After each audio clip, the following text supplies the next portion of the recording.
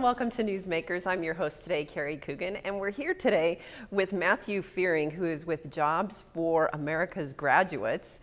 Thank you so much for being here today. And we're also at the Kansas City Public Library Central location downtown. Have you been here before? I have not. Yeah.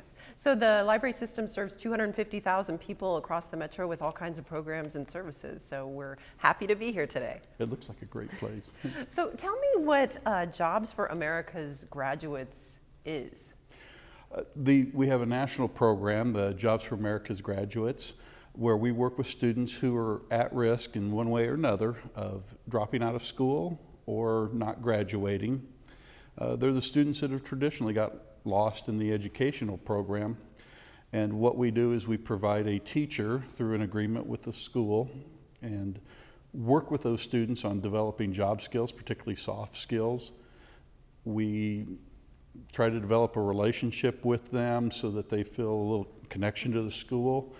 We go out and with them to try to find jobs, work in getting some jobs, but it's developing those skills. We measure our success through graduation, through job placement, following graduation, or going into post-secondary education. And that's are students eligible? Are they high school age students, either currently in school, or do they have to have dropped out of high school? We do have, the national program does have an out-of-school program, but we work with them while they're in school, trying to keep them there. So these are kids who are struggling in high school? They are. They're ones that, again, show some characteristics that would tend to statistically show they would drop out.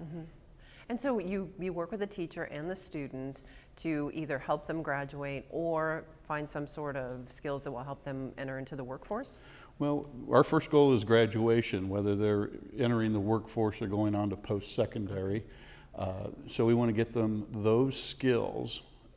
Quite often schools traditionally have focused on the college track, and we try to provide opportunities, show another path. It's great if they go to a four-year school, and some of ours do, a small percentage, but most of our students, if they're going to school, are going to tech schools, apprenticeship programs, community college.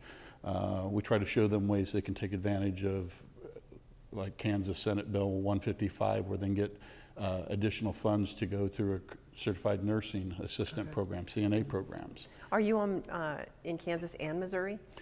We are in Kansas, but my counterpart, Paul Kincaid, is in Missouri, and they have a program here in Kansas City, Missouri, as well as Springfield.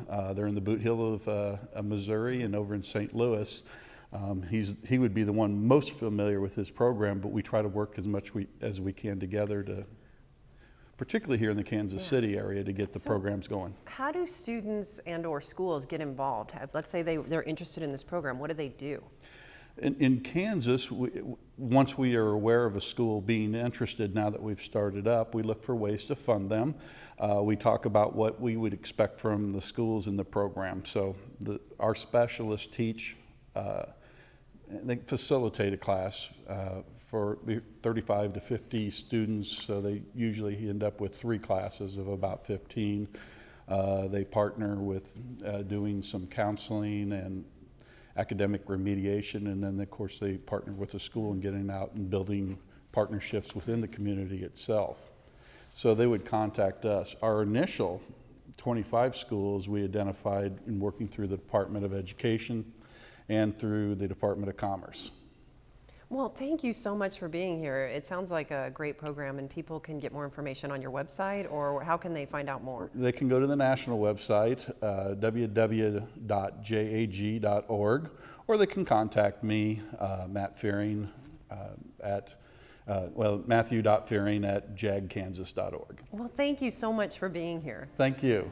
And that's all the time we have today on Newsmakers, but we'll see you right back here next time.